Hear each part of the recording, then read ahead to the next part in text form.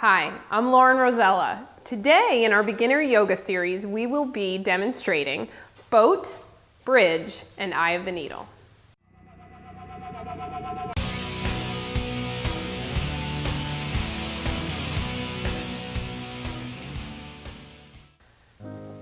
So here we are again today. I'm with Kadyn for our next segment of our beginner yoga series. Today we're starting on the floor again, so we're going to go into our boat pose. The first thing we're going to do is we're going to talk about a few modifications to this pose. This is a core strengthening exercise as well as a balance exercise. So a lot of times we have to start in our modified pose before we get enough strength to move into a more difficult variation. So we start in the seated position, our knees bent and our feet flat on the floor. To help support our back, if we do lack the core strength to hold ourselves up, is to grab onto the back of our legs. The key here is to keep our neck neutral, and right now I'm having to look at the camera, but what I want to do is I want to look up toward the sky a little bit, keeping that chin about the distance of one of my fists between my chin and my chest. Shoulders are back, and there is a long line between my head, my shoulders, and my hips. We want to keep those shoulders back and down and hold on to our legs for at least a moment or two until we know we can let go.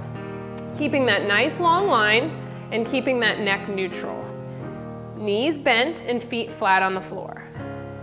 When we feel like we can move into a variation and relax our hands to the sides of our legs.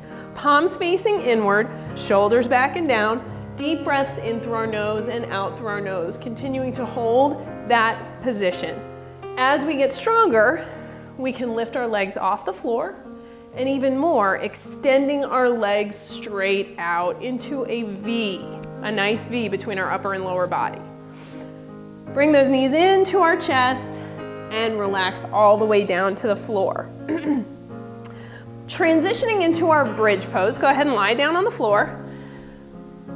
Put our feet flat on the floor, knees bent. We're going to drive our heels as close as we can into our hips.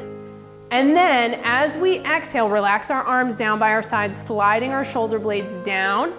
We're going to take a deep breath in through our nose. As we exhale through our nose, we're going to drive our weight into our heels and open our hips to the sky. We want to think about opening up that pelvis while keeping those knees stacked over our ankles, arms down by our sides, down on our mat, and keeping that neck neutral. Always keeping good alignment with our spine. Lengthening our spine, pressing the crown of our head back, and think about reaching our tailbone in the opposite direction. Continue to contract the back of those hamstrings and those glutes as we lift those hips up toward the sky. Now, a variation to this is we can slide our shoulder blades down our spine and clasp our hands underneath our hips.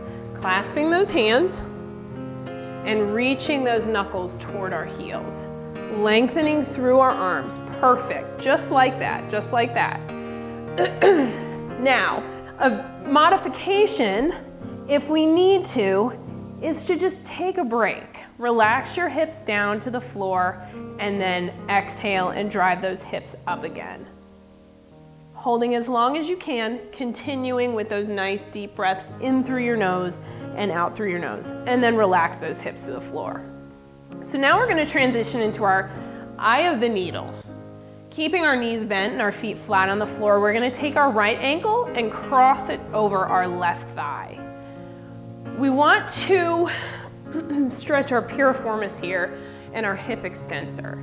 So we're going to drive that right knee out, opening up that hip, flexing that foot.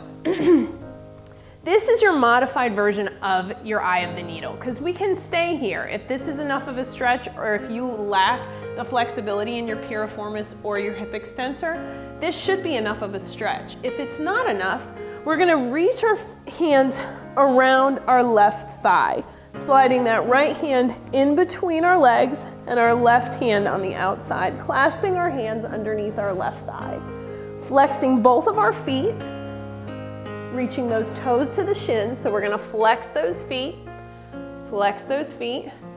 and pull our chest toward our left leg. If we need even more here, we're gonna extend that left leg up to the sky, grabbing on to the back of that calf. Stay where you were. You need the modified version, I think, young lady. All right, clasp those hands, flex those feet. Release that, bring that foot back down to the floor, release your hands, and we gotta do the other side. So we're gonna cross that left ankle over that right thigh, reach through, clasp those hands behind that right thigh, flexing both of those feet, and pulling that leg towards your chest. You feel that? Right on the outside of that hip? Yeah. All right, good. Relax that foot back down, all the way down, and relax. Great job today, Kadyn. Awesome work on those stretches. Keep up the good work, and we'll see you next week.